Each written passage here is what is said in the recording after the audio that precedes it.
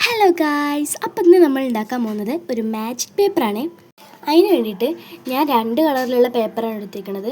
ഒറ്റ കളറിലുള്ള പേപ്പറായാലും കുഴപ്പമൊന്നുമില്ല. എന്നിട്ട് ഈ മഞ്ഞ പേപ്പറിനെയും പച്ച പേപ്പറിനെയും ഇങ്ങനെ അങ്ങ് വെച്ച് കൊടുത്തിട്ട് ഒട്ടിക്കണം.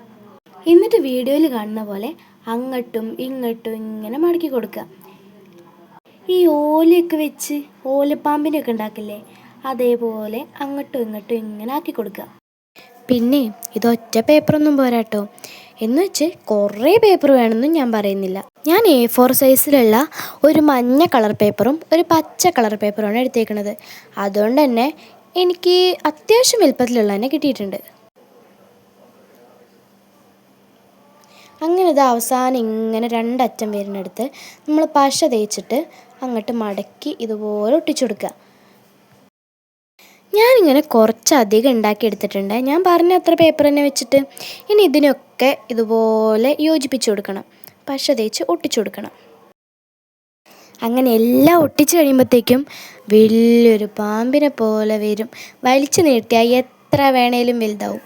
അത്രയ്ക്കൊന്നുമില്ല, എന്നാലും ചെറുതായിട്ടൊക്കെ. കണ്ടില്ലേ?